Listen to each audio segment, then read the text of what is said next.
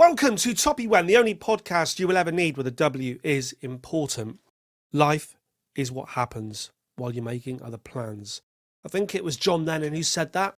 I'm going to attribute it to him. And Taylor Hawkins died yesterday.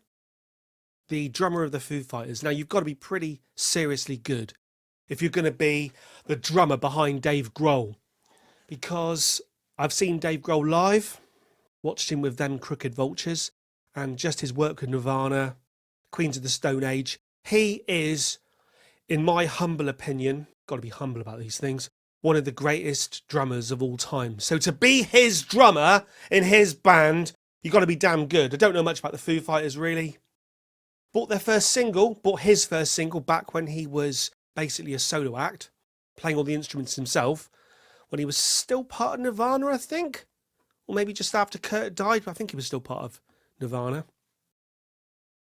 And not, like I say, not a huge Foo Fighters fan, but what I saw of them, you got Dave Grohl up front, charismatic, and you had Taylor Hawkins on the drums behind him, equally charismatic, would come up and sing, and his drumming was superb.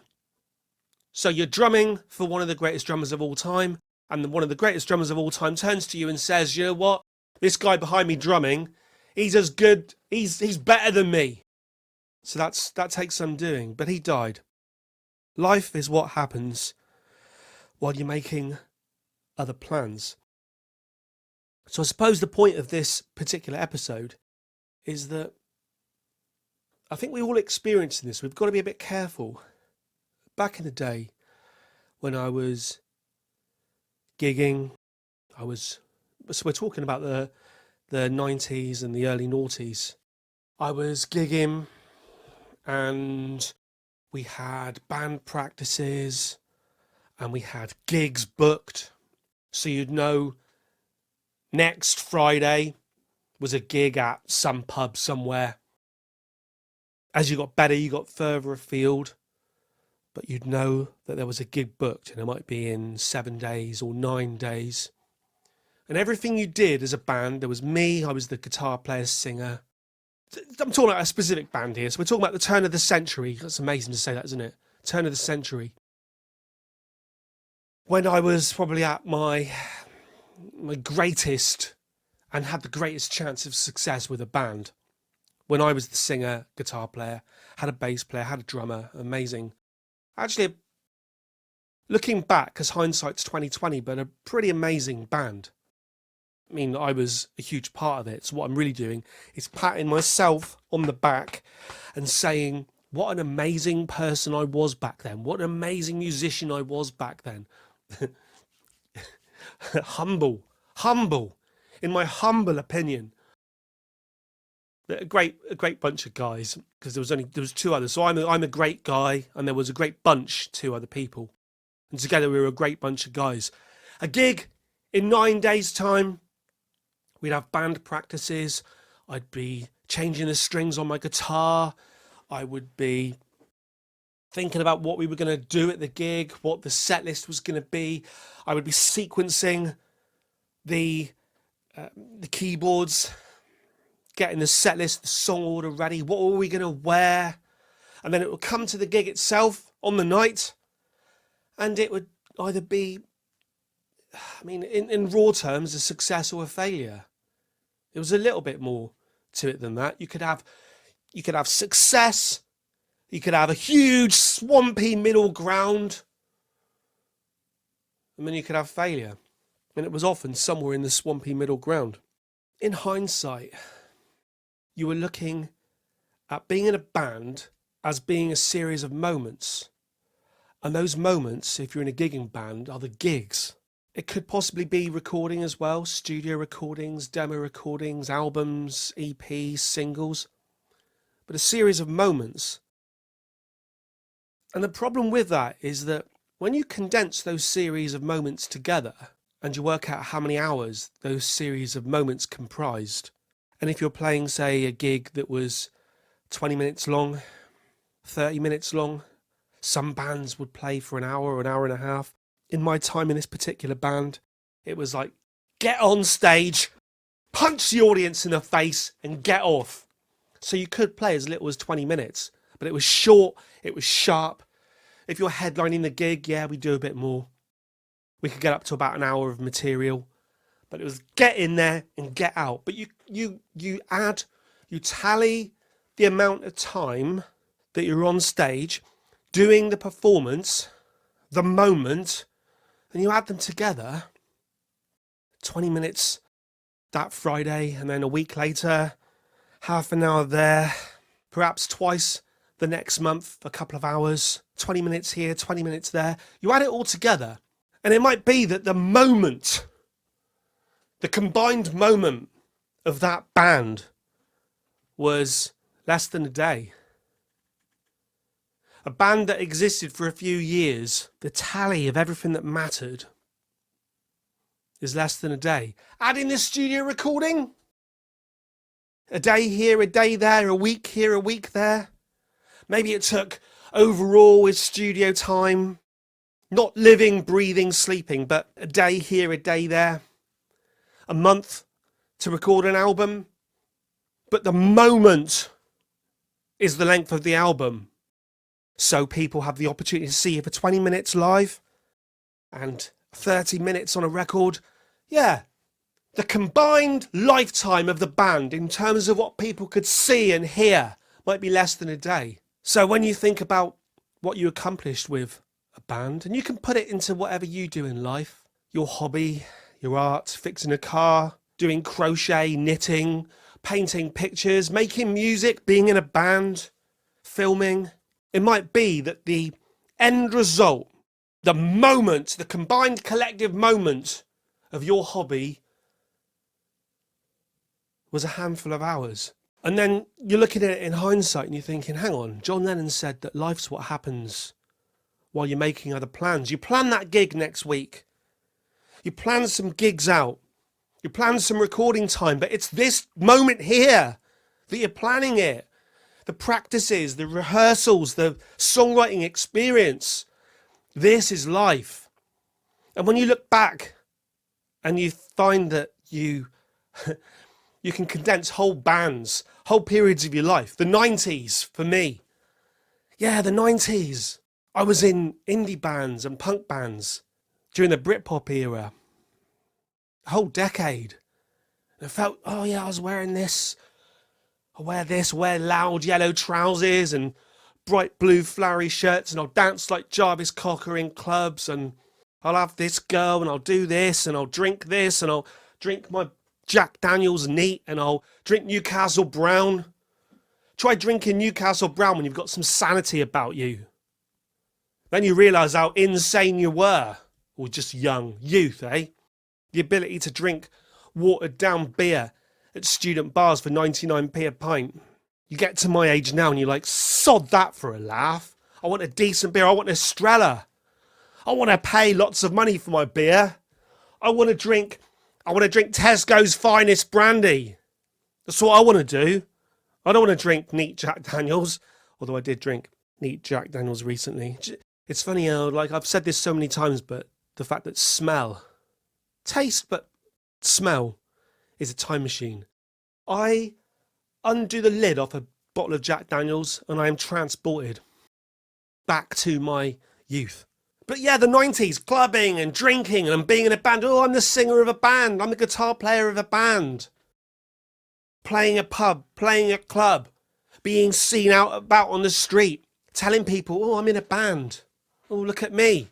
Condense everything you achieved, all those the actual physical minutes you were on stage, or that someone was listening to your music on an album, condense it down. I don't know. Am I really condensing the 90s down into like 2 days? Let's be fair here. 1 day. If I can condense the 90s down into 1 day, what was I doing for the other? Hang on, let's think about this now. A year is 365 days, and there are 24 hours in a day, which means there's 8,760 hours in a year, times by 10 because that's 10 years. So there was 87,600 hours in the 90s. I don't really need to do this on the calculator, but I'm going to do it anyway. 87,600 minus 24. So the 90s. Oh, I was in a band. I was doing things. I was achieving things. What was I doing for the other 87,576 hours? It's a rhetorical question because you can't answer it. I'm not sure I can answer it. I was just being. But when you compare just being to the actions of someone who was accomplishing and achieving, today it would be your Bruce Dickinsons of the world. I know the example of Bruce Dickinson from Iron Maiden is my stock go-to answer when I talk about someone who manages to fill his day. I'm not sure how much he fills his day anymore. He probably just sits there drinking champagne for breakfast. This episode is fueled by Jimmy's Iced Coffee Mocha. I should get sponsorship from the people that make these drinks that I'm drinking during these videos. Single origin Arabica coffee. Someone showed me his boat the other day. I'm on this jetty, and there's a load of boats in the water, varying quality. Most of them are shit, kind of rickety, rackety old things, but lots of little boats, powered sort of boats that you can kind of go into the cabins and stuff, you know. And I say to this guy on this jetty, "Which one's yours then, mate?" And he goes, "It's that one over there. The Andromeda, just there." And I look over and I say, "Which one?" And he goes, "The Andromeda, the blue one, just there between the white and the red." And I'm looking across and I can see the Andromeda, a boat called the Andromeda, between the white and the red boat. And I say, "Which one, mate?" And he goes, "There, that one, the blue one, the Andromeda." And I'm biting my tongue at this point. I'm thinking, this bloke, he must be calling this boat the Andromeda to his family, his friends, everyone around here in this boat place, what do you call it? A marina. And not one person has said to him, "Mate, it's pronounced Andromeda." And I wasn't going to be that person because this jetty was very thin. And one push from this guy would have sent me into the water. And I could have been there, just with my face nestling up through the waves going, "Andromeda!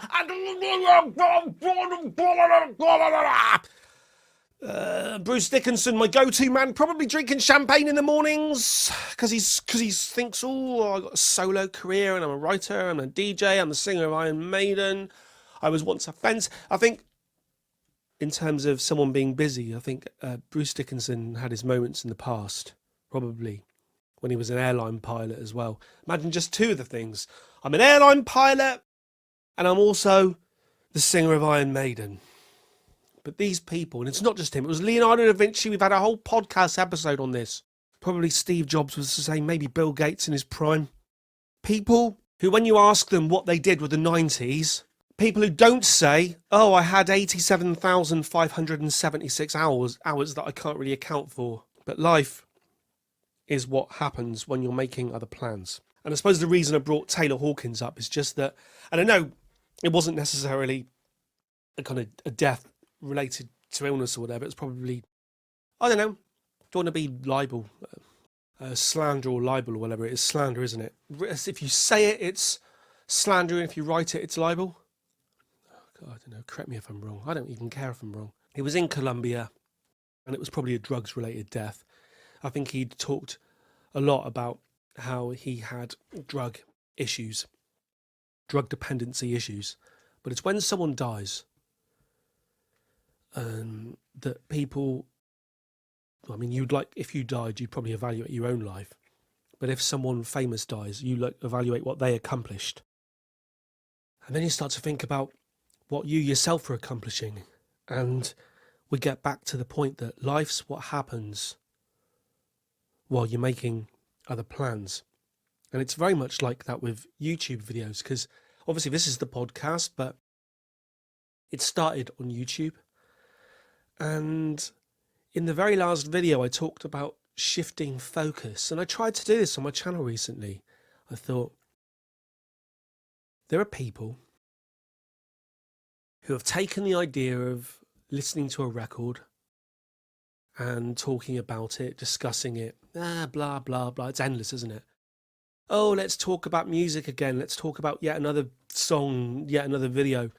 And there are people out there who have sort of taken that idea and they've come up with novelties, additional novelty ideas on top. And the latest one I've seen is, I mean, the original channel that did it was I watched a few minutes of a couple of their videos, and it's actually very good. The idea that dad reacts to so-and-so music, and a son will play his dad, like a Kanye West record or something. And this isn't a diss to that idea, because that's a good idea, it's a solid idea, and it's not a diss to the first videos I watched along these lines. Because, I mean, it's just jealousy, really. I put a video out about Kanye West and it gets a couple of thousands. My top Kanye West video is about, I'm not sure Kanye West is really the right person to be talking about these days, because I think he's kind of gone beyond music and is becoming a bit of an idiot at the moment. But I've put videos out about Kanye West and they've got, top one might be a couple of 100,000 views. And that was at my peak. Remember when I was talking about capturing the moment, there's a moment. There's a peak, there's a sine wave in life. And with YouTube, they say you've got, if you're getting popular, you've got about a 2-year window to just do everything you need to do and get out. And during that my 2-year window, I had a couple of Kanye West videos that got 100,000 views or so. So now I'm watching Dad Listens To videos getting 500,000, 1 million views. Of course, so any criticism I have would be jealousy, but that's not what this point is about. The point's about, I've noticed other people are doing Dad Reacts, and so it's become a trend now. They were like pioneers, and I consider myself, when it comes to, I want to say this because I'm, blowing my own trumpet and that. But when it came to putting a record on and talking over a full record and not stopping it, and sometimes not even talking about the music itself, but just talking about life in general over the top of the music, and then with the editing and stuff, I felt like I was a bit of a pioneer. No one copied me because it wasn't successful. I should have learned. There's a whole series of Dad Reacts videos now. And as a side note, the thing that makes me laugh a little bit is that I'm older than all the dads in the videos. I'm older than all the dads in the videos. It does make so they'll have a video that says, like, basically it's along the lines, isn't it, of I introduce youthful music, the music that my generation, I'm talking as a child now, or, as a youngster, as a teenager, I introduce the music of my generation to an older person, and we'll see what he thinks of it. But my videos have always been that, because I am the older generation and I'm listening to it myself. So like I say, I think the pioneers in that particular department right now, they need to capitalize on their moment for a start. Capitalize on their 2-year window. And I kind of envy, I'm a bit jealous, really. But people come along and they copy and they do the same thing. And I was talking about shifting focus. I thought, I'm not going to do that. I'm going to do something that no one else has done. And I thought, I'm going to listen. I remember saying this to somebody a couple of weeks ago. And I was joking, but then I thought, everyone listens to albums forwards. I'm going to start listening to them backwards. And my intention was just to put the whole of My Beautiful Dark Twisted Fantasy by Kanye West on and react seriously to the whole thing backwards, but put it on and not make too much of an issue of it. Just react and treat it like. And what happened was, when I put My Beautiful Dark Twisted Fantasy on backwards, it was not good. It was not good. It was not easy listening. You think that if something sounds great forwards, if Runaway sounds great forwards, it's going to sound great backwards. It doesn't. It doesn't. It sounds like a complete mess. So I thought, I can't listen to the whole album. So I just picked one song, Runaway. Then I posted this video anyway on YouTube. Right? This is a side note now. This bit I'm going to say now is a side note. Posted a video on YouTube, and people making comments going, yeah, where's to be expected, really? Runaway sounds brilliant backwards as well as forwards. And people were going, oh, yes. Oh, yeah, it's quality. And, oh, I love backwards drums and all this sort of stuff. What they don't realise is that I took Runaway. I played it backwards. I layered in some additional drums forwards. So the drum beat you can hear, if you ever watched that video, the drum beat that you heard throughout the song was me playing my own drums forwards. And at the end, I added bass guitar, electric guitars, singing, keyboards. I put so much effort into that video. And it's just, so the side note is, it was funny that people just thought that was what Runaway sounds like backwards. I put so much effort in. I created a whole new song out of that single E note that Kanye plays because it goes ding, the song starts, which is obviously the end if you play it backwards, but the song starts ding, ding, ding, which backwards is no, it's not that. Let's make a better noise than that. And I played bass and guitar, boom, boom, boom, boom, and drums, da, dum, da, da, and all this stuff over the top of it. I made a song out of it, which then people just watched. And I put a couple of weeks' work into that video, and I had to listen to the lyrics backwards and work out what they sounded like. And the chorus, or whatever it is, of Runaway actually does sound like Kanye singing about war. And I mean, it was a bit disappointing at the end to have people just go, oh, yeah, Runaway sounds great backwards. Well, yeah, it does, when you've messed around with it a bit. I posted it onto my channel, 2 weeks' work, to try and shift focus, because listening to music and talking about it doesn't do my channel any favours anymore. No one's interested.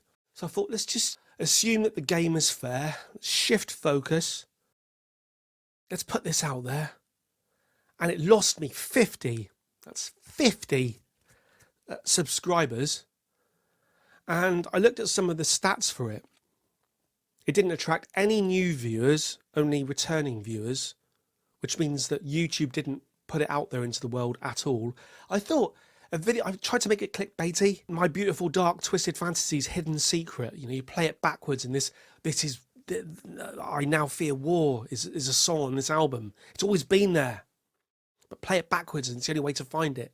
I thought it was quite an idea. It might show up on people's pages. Oh, all those people who like My Beautiful Dark Twisted Fantasy. Oh, listen. No, it didn't. It didn't. And when I looked at the viewing stats, the majority of people didn't get past the first few seconds. So when I was introducing the video saying, hello, whoa, like you've got to be on YouTube. Whoa, we're going to listen to this album backwards. Not many people got past that. And when they did, they got bored immediately by the sound of it backwards. Like, zoom, zoom, zoom. So practically nobody got to the end where I was putting all that effort in on the instruments. Life is what happens while you're making other plans. I was planning that video and executing that video. And the end result is about 9 minutes in 2 weeks. And when you talk about life is what happens while you're making other plans, what did the Mercurial number 6 accomplish? He accomplished 9 minutes. He certainly accomplished 9 minutes. 9 minutes that very few people saw, 9 minutes that destroyed the channel. I've removed the video now because it's, I like the idea of shifting focus. I talked about Radiohead staying vital, staying relevant by shifting focus. And I've constantly tried to achieve it myself to limited impact on my channel. I started off by doing guitar-related videos, and then I would just talk about anything, talk about film, current affairs. I had a certain crowd of people that enjoyed just talking to camera, politics, guitars. And then I got more and more involved in talking about music, and I would cover like the Mercury Music Prize, and I'd review a whole series of albums and talk about them in depth. to very little views because no one's interested. And then I started listening to albums, the majority of which very few views because no one's interested. And then I stumbled upon the fact that some of the hip hop albums are popular. And then the views, like I said in my last episode, probably due to COVID as well, but the views shot through the roof. And I thought, oh, I'll kid myself here. Maybe this is because of me and the way I do things, my personality and the way I edit. But no. What you've got to remember, and this is if you're if you're an aspiring content creator yourself, don't ever fall into this trap. Even if you are currently in your 2-year period where you can like ride the wave and you've got a dad reacts to so-and-so, a man younger than Mercurial Number 6 reacts to the albums that Mercurial Number 6 reacted to. Oh, meow! Shh. I don't know what they're called. If you listen to this, I'm just jealous. You've got a great channel. Don't ever forget that people are interested in the music, the specific album you choose to react to. There's very few people that can just carry the channel on sheer personality. You got probably Fantano and PewDiePie, Mr. Beast. There's some money there as well. And also don't forget, there's some teams behind these people. Even these solo people like your Fantanos and that, you watch them and you think, oh, why can't Mercurial Number 6 compete with that? Mercurial Number 6 hasn't got a team. Mercurial Number 6 does the audio, he does the lighting, he does the videoing, he does the editing. He has to fit all of this into his day. Life is what happens while you're making other plans. So I put the Backwards Runaway Kanye West video out there to complete failure, really. And when you talk about this podcast, because now this podcast it's almost like it's becoming a thing in its own right. It was just a way to accept that I would put an album on, people would only tune in for the album. I would try and talk about the music and talk about the beats and talk about this and talk about that. And at the end, I've got to sign out as quickly as I can. But I had more to say. So I thought, let's just do it as a podcast. I listen to podcasts sometimes. I've listened to the Columbo podcast, Doctor Who podcast and things like that. I thought, yeah, this is a way of getting content out into the world. It's almost like if you accept that you could potentially put 2 weeks into something for a couple of people to view it, not even to the end, then if you can make what you do take as little time as possible, then you inherit the earth, my son. So podcasting, not even turning the camera on, just being able to sit here and whatever I want, drinking whatever I want, wearing what I want, and just talking to the microphone, give it a reasonably quick edit, and put it out into the world, and people will either listen or they won't. And that never quite happened, because once I start doing my audio editing, it's all quite in depth, and I take my time and I take my care and attention, and it still takes loads of effort and time. But I put it out into the world. Didn't expect many people to listen. I'm not sure, and it's really hard. I haven't got the figures on how many people listen. I honestly haven't. It seems that it's getting a little bit more popular now. But because I can do something like putting 2 weeks' work into a video that gets a couple of thousand views, to the point where I have to delete the video, I mean, that's really bad. If you're talking about life being what happens between the moments, while you're making other plans. So the plan was the Kanye West video, and life was what happened while I was making it. And then I delete the Kanye West video, so we're left with a void. The podcast at least might be a way. It's still like an escape. And I can always film the podcast. That's an option. Have a visual interpretation of the podcast. I see people that... Right. So people that do YouTube for a living can spend a long time animating things over the top of the words they speak. And other people who get hundreds of thousands of views will just run video game gameplay underneath while they talk. And I think, oh my God, I'm speaking to camera, I'm doing lighting, I'm editing, I'm doing all these different little effects, visual effects of trickery, all these things I've learned. I feel like I'm one of the greatest editors in the world right now, doing it for zero. And other people will get hundreds of thousands of views just talking over the top of some video gameplay. Gameplay. They'll put Elden Rings on. They'll put Elden Ring. They'll put Elden Ring on. Elden Ring. They'll put Elden Ring on.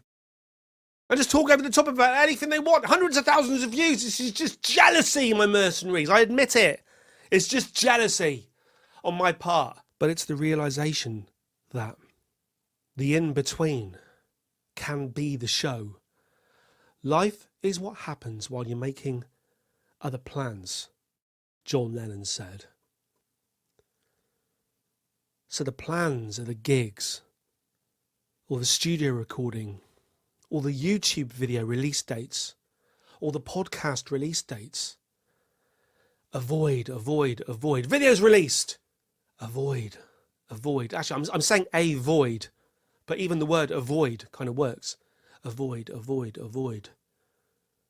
Podcast release. Avoid. Mercury number 6 disappears. Podcast release. Disappears. The in-betweens, the avoids, the voids could be the show. And I think that's what I'm going to try and build towards. We can link it back to the shifting focus idea. Shift focus. If what you focus on is a bit hazy, a bit blurry, doesn't quite work, move on with your life. Be intelligent. If you're an aspiring content creator, be intelligent. Be better than me. Know your mind. Set out to accomplish something. But if it doesn't quite work, move on. I mean, I've done that too. I'm coming from a bit of a defeatist angle here because youth's not on my side and the YouTube algorithm isn't on my side. You should never, they'll tell you, right, you should never blame the YouTube algorithm. If you put stuff out there that people want to see, they will watch it. Now, I'm not sure, because like I said, I thought that the idea of the creation of a brand new Kanye West song by taking one of his best songs and reversing it and coming up with a whole new set of lyrics and adding additional instrumentation and using bright colours and putting out into the world. I thought YouTube might just, but no, zero. I think it might have been because it had the word war in it. Given the current circumstances politically in the world, war might be, in fact, saying war now isn't a good idea.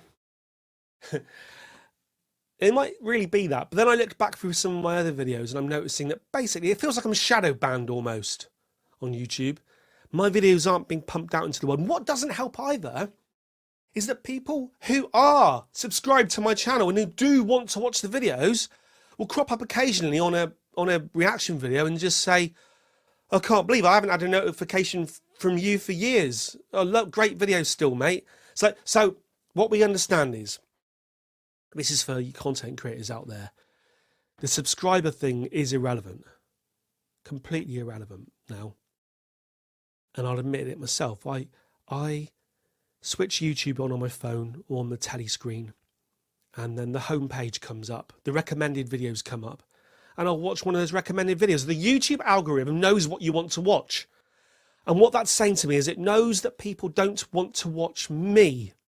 Now, that's not to say that if I don't come up with some amazing video, that YouTube won't push it to the world. Because you've got to remember, if there's nothing personal, YouTube's in it for the money. So if you can make a video that people want to click on, YouTube technically, theoretically, will push it. So we're back to the idea that, and this isn't a woe is me on the violin. This is the realization you've got to be switched on, completely clued in. If you know what you're doing isn't working, you've got to move on with your life. But I'm realizing now that the in-between moments, the voids, could be the show. I'm not sure, right? So I'm not sure how I accomplish this. What I've mainly been talking about here is the paradox. I'm not sure, using the word paradox in the right context is always difficult. The paradox of the inverse relationship between effort and success. Now, anyone who's done anything in the arts, in the field of the arts, and maybe in life in general, even like a job interview or a presentation at work or whatever, you can put everything you've got. Oh, how much effort did you put into something? Oh, I put 150%, right? You can put your heart and your soul. You can put everything into something. You can say, be razor sharp. I am going to target the algorithm now. Runaway backwards, new song, lyrics, instrumentation, target it to a crowd that I know wants to hear this sort of shit. Failure. Absolute effort rewarded with failure. Then you can just toss something out there. I went for a job interview, I did an exam, didn't even revise for it. I passed. Oh, I just filmed a video for YouTube, didn't know what I was going to say, I just chucked it out there, it only took me 5 minutes. Oh my God, I've got the most views I've ever had in my life. Paradox. That weird relationship between effort and success, effort and reward. It's mental, it really is. Because of this, I would argue that success is accidental. If you can't determine that success is the reward you get for effort, now, this is an interesting one, because when you talk about luck, people will say there's no such thing as luck. It's hard work that's perceived by others as being lucky. Success isn't accidental. You work at it. But no. Success can be accidental. Success probably is accidental because the history of success is written by the successful. Let's say that again. That's the important bit. The history of success is written by successful people. And you won't get a successful person telling you that it was accidental because they know they worked at it. Everyone works at it. Success is due to hard work, sheer hard work. Maybe, but success, the story of success is written by the successful. History is written by the winners. You got the Beatles. Rejected by record company, 5 record companies, 10 record companies, 20, 30, 40. Eventually someone takes a chance on them. The most successful band of all time. And when you assess why the Beatles are the most successful band of all time, it's because you look at the 4 individuals and watch that recent documentary on them, Get Back. Paul McCartney, genius. John Lennon, genius. George Harrison, genius. Ringo Starr, yes. Ringo Starr, genius. Genius, success, not accidental. The product of lightning in a jar. Capturing lightning in a bottle, the Beatles. No, do you know what? If that 41st record company hadn't have taken a chance, the Beatles themselves could not write about their success. And people would not be talking about the Beatles because they'd have been nothing. They'd have still individually had the same talent and the ability to be successful, but they wouldn't have had it. They wouldn't be here. We wouldn't be talking about them because success is probably accidental. On the YouTube platform, PewDiePie, Mr. Beast, they would say that their success is not luck. It is down to sheer determination, hard work, talent. And all of that's true. But there is another universe, a parallel universe, where Mr. Beast did everything that he did. All those first couple of 100 videos, and PewDiePie. And they just fizzled out. It happens. It happens in sine waves. There were loads of great bands in history. And they weren't the Beatles. No one remembers them. I've seen local bands. I remember a band that I went to see when I was about 16 in a dingy nightclub. I could still sing to you right now a song that I heard at that gig. I had it on a demo tape that they recorded. a really shit quality demo tape. Fantastic song. In the kind of Dead Kennedy's Black Flag sort of spirit, punk spirit, heavy metal punk. Great song. But no one's heard of them. The band, I don't know, probably split up. They never made it out of the local scene. The singer looked a bit like James Hetfield, like a punk Metallica or a Metallica punk. I remember bands that kind of did make it to the point where they toured the country and they had an actual proper recorded single. I can think of one right now that their song, their moment was just beautiful. But I mean, history is written by the people that make it, the people that win. Stories of success, stories about the Beatles, stories about these people, PewDiePie and Mr. Beast. These stories of success are written by the successful, about the successful. You can't write a story of success about someone who failed, but the person who failed might have had absolutely the potential to be one of the greatest in the world. We'll never know. It's not about luck, because luck means I just sit here now in this room with me pink coloured lights, and I just sit here and I just wait, see if I'll be lucky, and see if someone will see me and pick me out and go, oh, look at this, let's give this bloke loads of money. No. It's not about luck, but it is about opportunity and talent, and it can be accidental. So I'm saying it can be lucky. It can be accidental. I've done reactions that I put so much effort into, and I think this is just amazing. This is really good.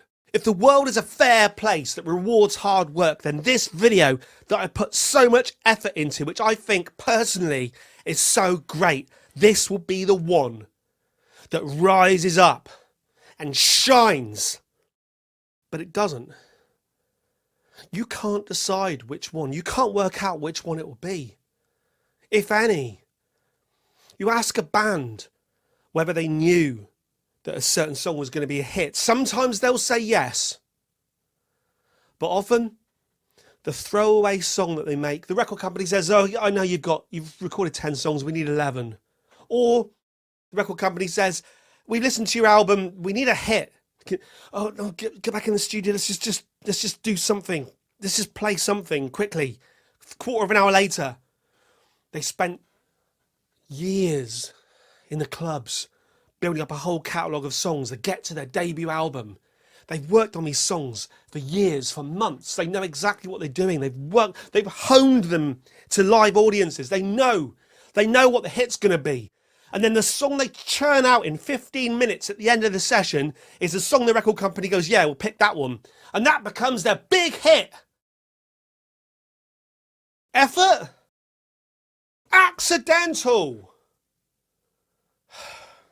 Life is what happens while you're making other plans. Effort is not always rewarded with success. Talent is not always rewarded with success.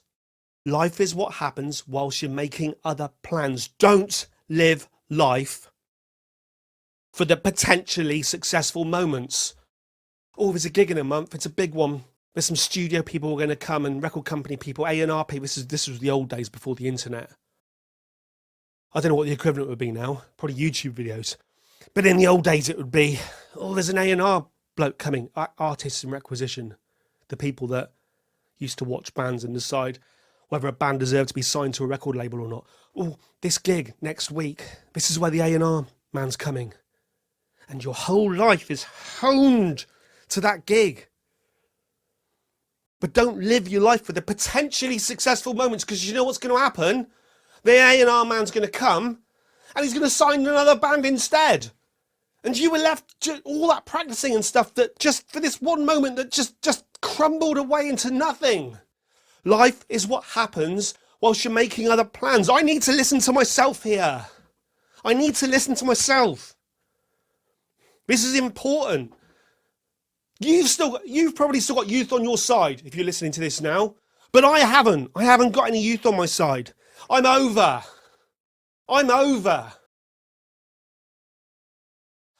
And I should have known. John Lennon said it decades ago. Life is what happens while you're making other plans, and you don't realise that till it's too late. This is my final piece of advice. This is what this podcast episode has been leading up to. Remember to join the dots. The moments are the dots. That handful of hours in a decade, they were the dots. Remember to join the dots. Join the dots. Over and